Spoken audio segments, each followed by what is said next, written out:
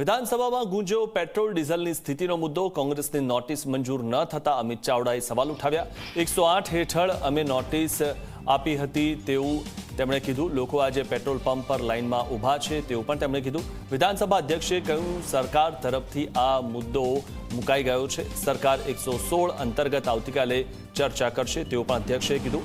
તો નાયબ મુખ્યમંત્રીએ કહ્યું અફવાના કારણે પેટ્રોલ પંપ પર લાઇનો લાગી છે, કોઈના ષડયંત્રના કારણે સ્થિતિ ઊભી થઈ છે તેવું પણ હર્ષ સંઘવીએ કીધું હતું। કોંગ્રેસને પેટ્રોલ ડીઝલનું નહીં પણ યુસીસીનું દુઃખ છે તેવું પણ હર્ષ સંઘવીએ કીધું। વિધાનસભામાં પેટ્રોલ ડીઝલ પર હોબાળો થયો।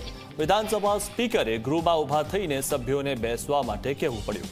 અધ્યક્ષે ધારાસભ્યોને શાંત પાડ્યા। આવતીકાલે 116 અંતર્ગત ગૃહમાં પેટ્રોલ ડીઝલ પર ચર્ચા કરવામાં આવશે। અર્જુન મોઢવાડિયાએ કહ્યું તમારે ભાગવું હોય તો ભાગી જાઓ, કોંગ્રેસે ચર્ચા કરવી નથી એટલે ખોટી ચર્ચામાં જઈ રહ્યા છે।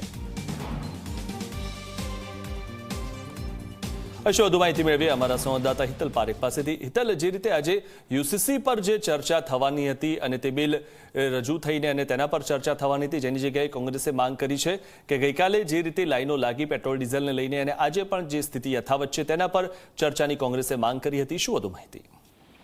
જી, ચોક્કસ એવું કહી શકાય કે વિધાનસભા ગૃહમાં આજે પેટ્રોલ ડીઝલનો મુદ્દો કોંગ્રેસે ઉપાડવાનો પ્રયત્ન કર્યો હતો। કોંગ્રેસ દ્વારા જે વિધાનસભાના અધ્યક્ષને નોટિસ આપવામાં આવી છે કે આ મુદ્દા પર ચર્ચા કરવાની મંજૂરી આપો અને વિધાનસભાએ આવતીકાલ માટે દાખલ કર્યું છે।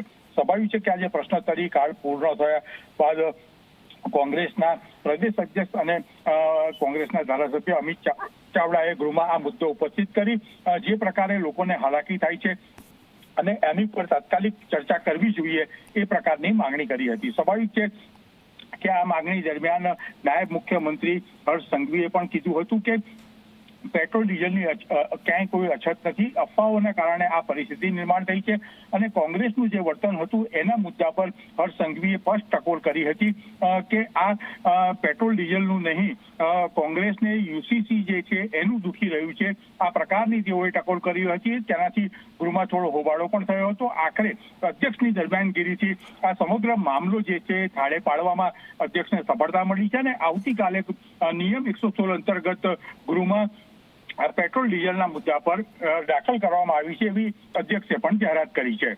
જી આભાર હિતલ, માહિતી આપવા બદલ।